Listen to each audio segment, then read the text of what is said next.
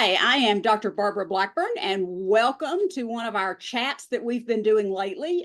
Today, I have Karin Hess with me, who is not only a colleague, but a dear friend. And her latest book is Rigor by Design, Not Chance. So, Karin, tell me how you came up with that title. So I'm often asked about why I write about the things I write about. And it's usually because I hear teachers, I hear educators asking the same questions or admitting that sometimes they do rigorous things, but it's very random. And so that's where I came up with the idea that you have to design for rigor, not just hope for it. Yeah, and I know you and I have worked together for a long time. I've used your matrix in many of my books. It's just like people use Bloom's or they use other frameworks. There's plenty of them out there. You've actually designed your own, and that's one of the things I've profiled in my books. Tell us a little bit about your design.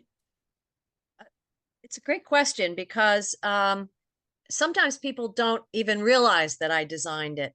So it started with a teacher's question. Teachers were saying, isn't Bloom the same as Webb's depth of knowledge? And I was working in a state at the time. They were designing their new state assessment. And I didn't have a good answer. I knew they weren't the same, but I didn't have a good answer. So flying home, I started playing with some ideas.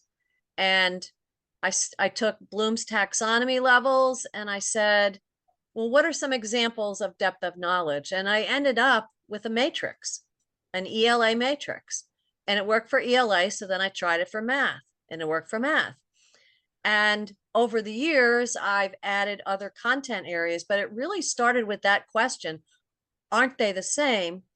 And the only way I could explain that they weren't the same and to show that you could be at a high level of Bloom, but still be just brainstorming ideas. You might not be thinking deeply.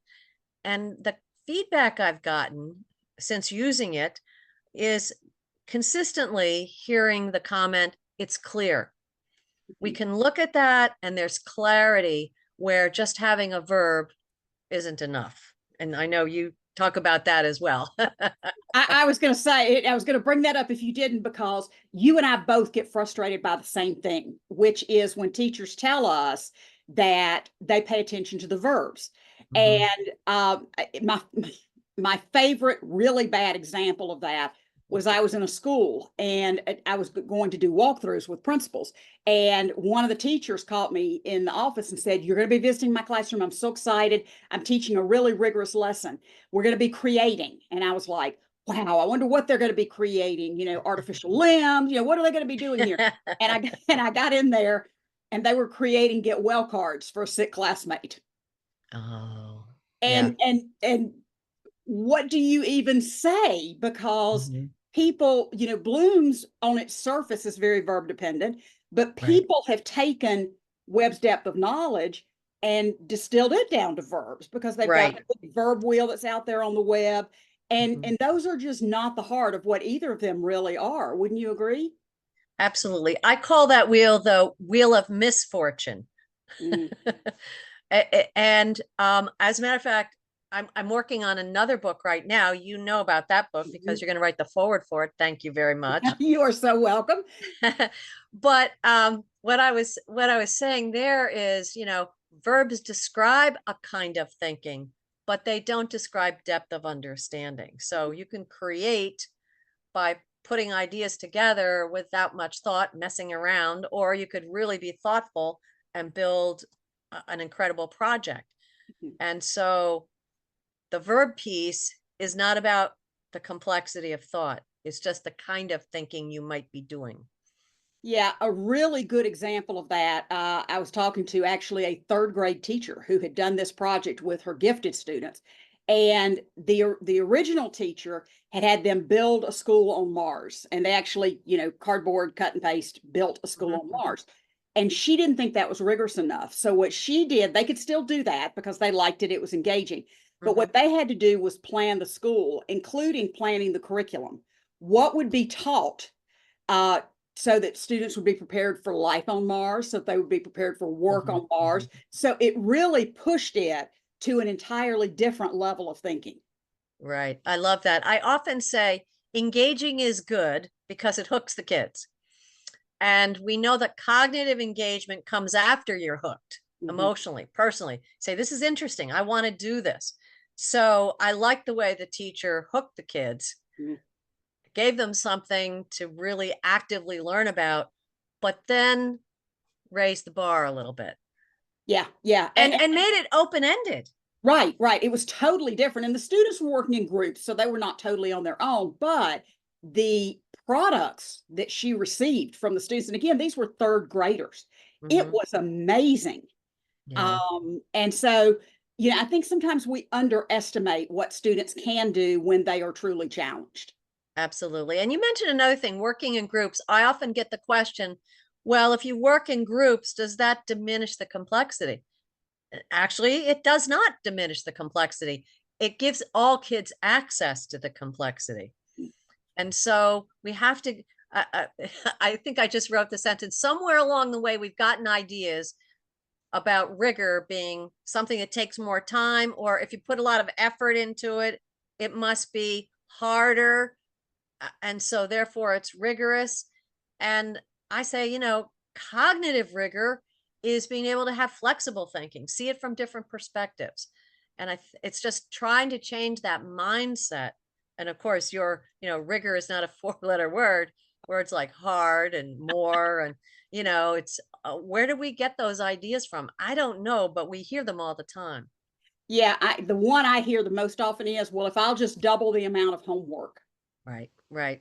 And Exactly. I don't know where that came from. I don't know. It's to me it's a Right. myth, and I don't know where those ideas came from. But we've also come up with the idea that rigor has to be harder for us too, Right. and it may be more complex.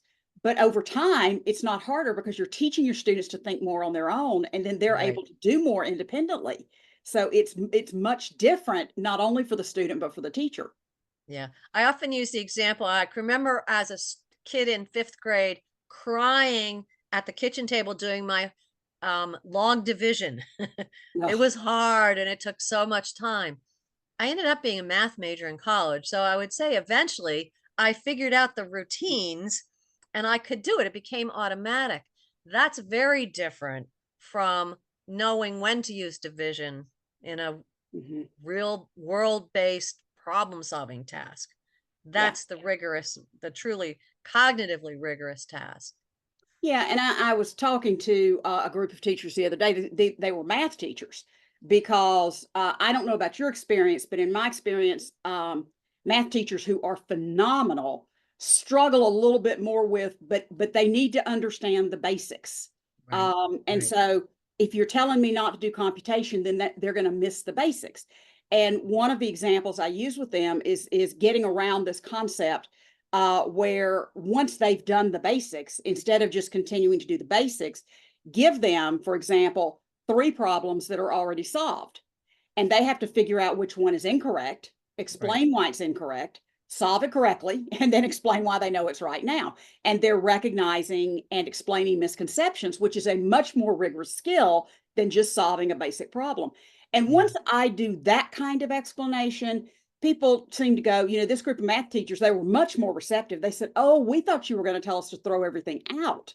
Yeah. And I said, no, no, no, no, no, no. I'm going to tell you to build on what you're already doing because I don't know if you get this question, but another one I get a lot from teachers is, am I supposed to do that high level of work all the time?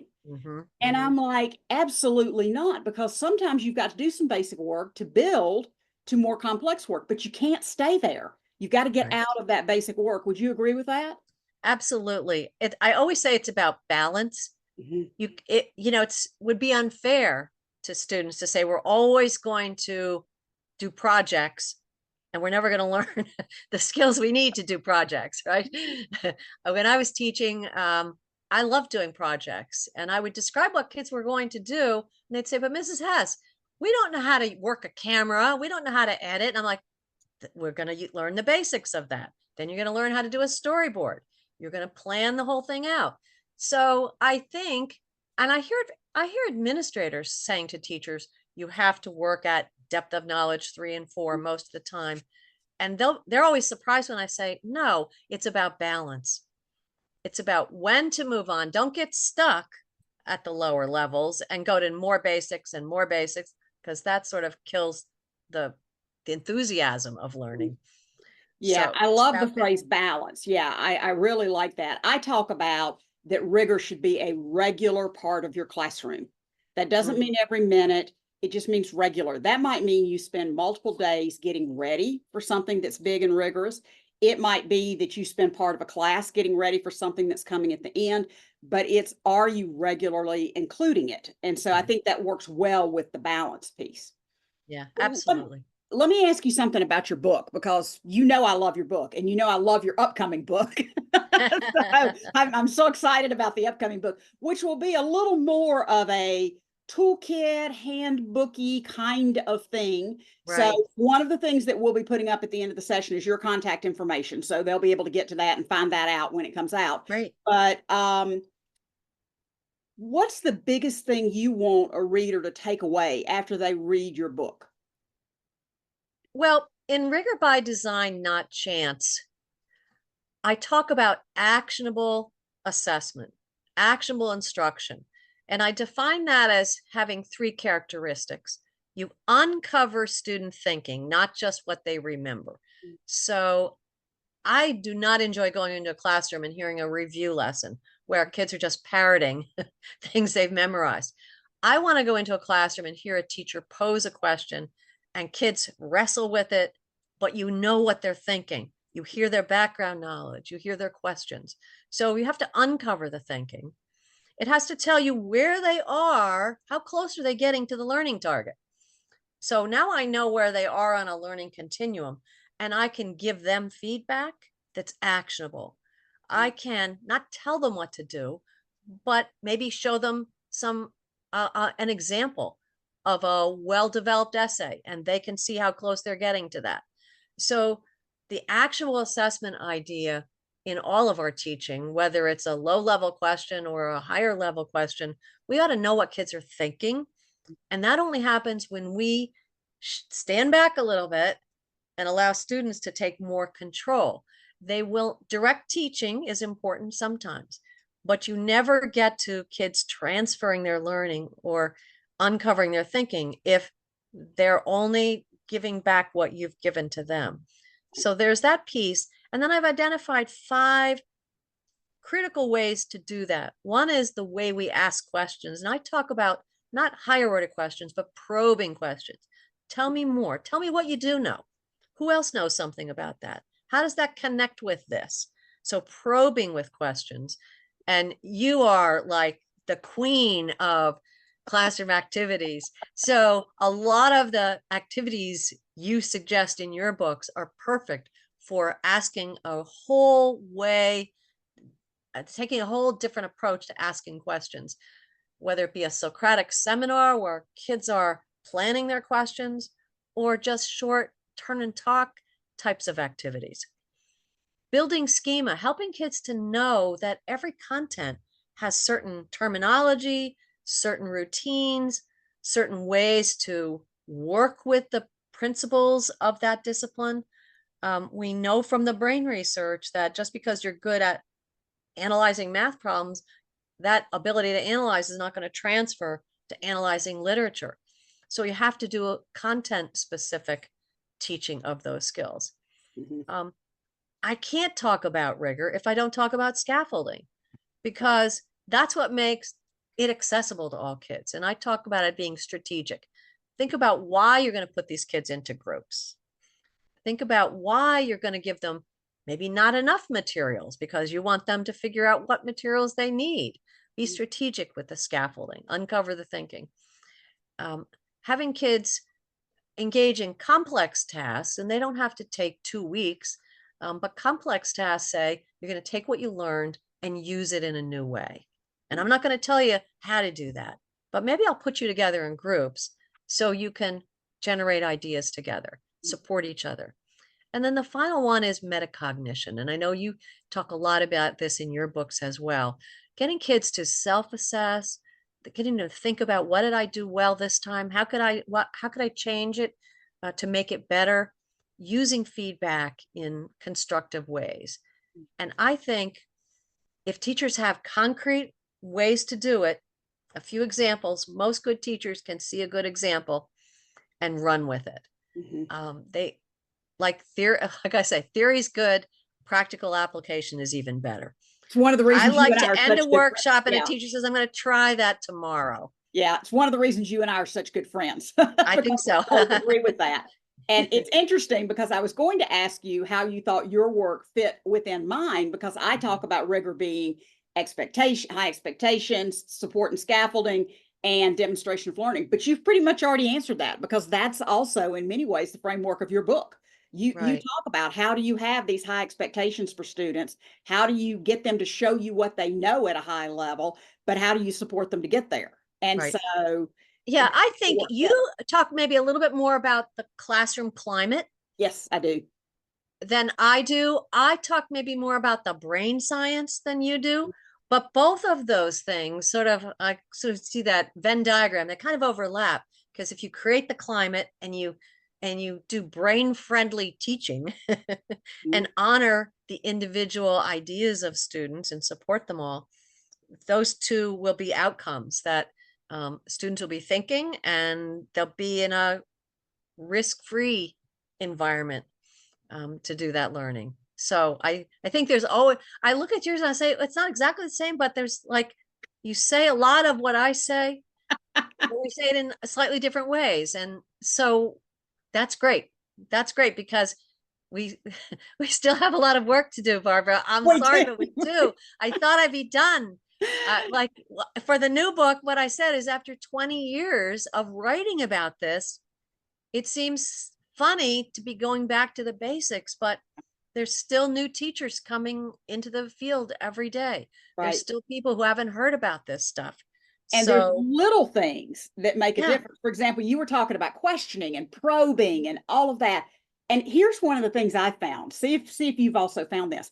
I see a lot of teachers and principals. I talk to principals about this too. They know to observe whether or not teachers ask high level questions. They know to do that, and teachers know they're supposed to ask it.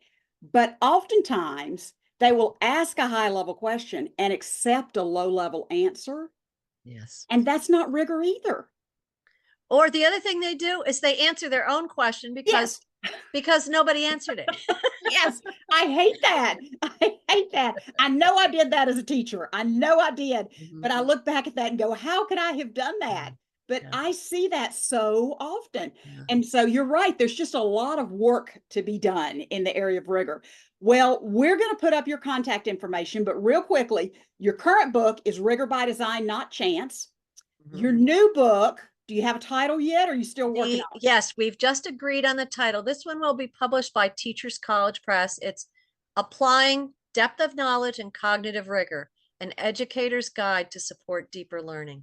Ooh, I like that. Yeah. I like that. And when is it due out?